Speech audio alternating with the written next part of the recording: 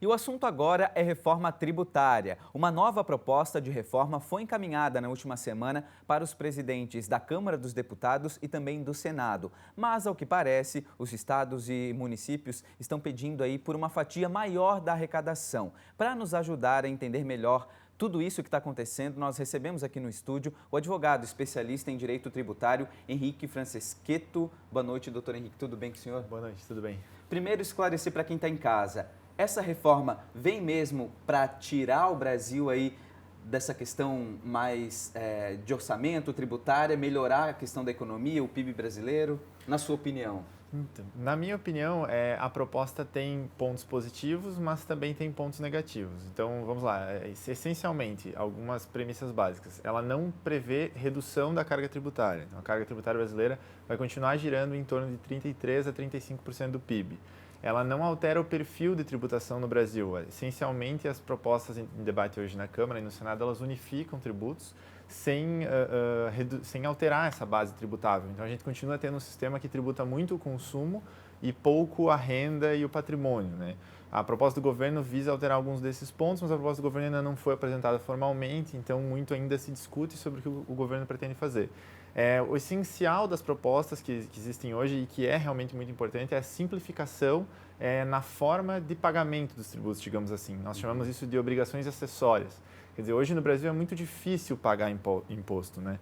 Não é simplesmente uma questão de carga tributária, mas uma questão de não saber o quanto pagar. A maior parte das empresas reclama de segurança jurídica e de previsibilidade até para fazer suas projeções financeiras. Então, no sentido de simplificação, as propostas são positivas, mas elas não mudam o perfil e elas não mudam boa parte dos nossos problemas históricos, além de ter uma previsão aí que se fala em algo em torno de 10 anos de regime de transição, né? Então, dificilmente ela vai ter um impacto muito grande a curto prazo. E essas propostas de unificar esses impostos, como é que você avalia?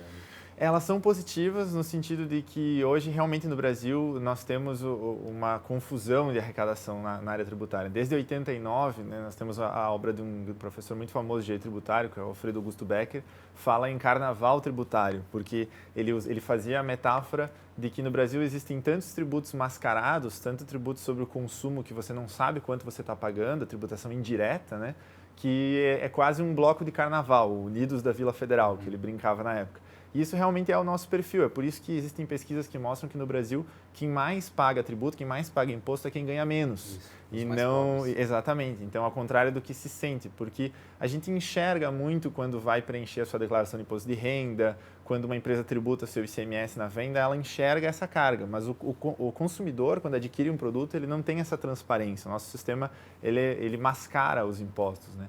Então, nesse sentido, as reformas buscariam, e aí com essa unificação dos tributos, nós teríamos então unificação de ICMS, de ISS, de IPI, de PIS e de COFINS, no mínimo, pela proposta que está na Câmara e pela proposta que está no Senado. A proposta do Senado unifica ainda mais alguns tributos. Então, o governo também apresentaria uma? O governo pretende apresentar uma proposta, ao que tudo indica. Houve aí uma grande discussão nos últimos dias em razão da possibilidade do surgimento de uma nova CPMF, como se disse, né? Isso. Então ainda está sendo muito discutida o que o governo pretende apresentar. Já se sabe que o governo pretende, de alguma maneira, reduzir a tributação sobre a folha, que hoje é muito pesada e desestimula realmente a contratação de funcionários pelas empresas, mas não se sabe ainda exatamente em que termos o governo vai compensar essa redução da tributação sobre folha, que por ser muito pesada hoje, ela efetivamente é muito importante também na arrecadação. Então. Doutor Henrique, outro questionamento é a questão da divisão de recursos para municípios e estados, também uma discussão que bem acalorada, né? Perfeito. Inclusive, essa que foi o objeto do que foi apresentado agora pelos estados. Realmente, hoje no Brasil, nós temos um sistema em que centralizou-se a arrecadação na União e deixou-se pouco para estados e municípios. Então, o que os estados estão propondo é uma mudança que geraria, basicamente, uma alteração de que hoje a União arrecada 55% dos tributos, ela ficaria com 49%, os estados iriam de 27% para 30% e os municípios de 19% para 21%. Porém, a proposta, como não se podia deixar de imaginar, é polêmica, uma vez que isso, apenas projetando o PIB que se imagina para esse ano, o governo federal perderia algo em torno de 140 bilhões, o que é mais ou menos o que o governo pretendia arrecadar com aquele projeto que se falou muito do tributo sobre transação financeira, a tal nova CPMF. Então, você vê que o impacto é muito grande, porque no momento que você tenta retirar um pouco da repartição para o governo federal, naturalmente ela vai para os estados e municípios, o governo federal vai ter um déficit ainda maior. Nesse ponto, eu acredito que faz sentido descentralizar a arrecadação, uma vez que hoje, principalmente os estados, eles têm muitas obrigações, tanto de cumprimento com o sistema de saúde, educação, segurança. No início da década de 90, a União contribuía, por exemplo, com o SUS, o governo federal contribuía com 80% dos gastos. Hoje contribui com menos de 40%. Então... E a cada ano parece que vai reduzindo ainda mais, né, doutor? Exato. E aí isso coloca os estados e municípios, hoje a maior parte dos estados está com problemas graves, quase quebrados, as contas públicas muito difíceis de fechar. Então, realmente é algo que tem que ser repensado, mas como fazer isso sem atacar o patrimônio, o orçamento federal, que hoje já é deficitário, é o grande desafio. Na semana passada teve um evento aqui em Florianópolis com a participação, inclusive, do ministro da Pesca, né? Esse assunto entrou em discussão? Porque a gente sabe que o setor pesqueiro aqui é muito forte, tributação, grandes empresas aqui na nossa região. Só uma ressalva, o evento foi um debate sobre a reforma tributária, foi em Balneário Camboriú.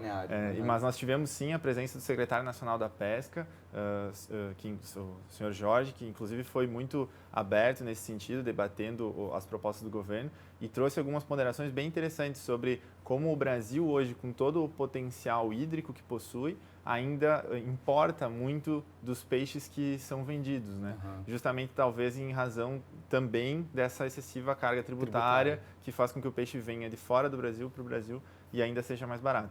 Então, o debate foi muito proveitoso, nós tivemos a presença do prefeito de Balneário Camboriú também, Fabrício Oliveira, outros colegas tributaristas também, meus professores, enfim. Então, foi muito proveitoso e conseguimos ali alinhar, inclusive, algumas ideias. Henrique, para finalizar, o mais otimismo possível de você ou não, primeiro turno, você acredita que a reforma seja votada já em primeiro turno esse ano? O Rodrigo Maia falou que espera que seja votado nas duas casas, tanto na Câmara dos Deputados quanto no Senado, ainda esse ano, né? Realmente é bastante esperançosa essa previsão. Correr contra o tempo, né? É correr contra o tempo. Eu imagino que, pelo menos em uma das casas, uma proposta deve ser votada. O difícil é saber qual vai ser o núcleo que vai ter essa unanimidade e vai ter força suficiente para ser aprovado. A proposta de reforma tributária ela já vem sendo discutida quase que desde a nossa nova Constituição, desde que o nosso sistema surgiu, ele já é criticado, já se fala em reforma, e ela é tão polêmica porque ela realmente se reflete em inúmeras áreas da sociedade e é muito difícil articular todos esses interesses. Henrique, obrigado pela presença. Henrique Franciscato, advogado especialista em direito tributário. Uma boa noite para você. Muito obrigado.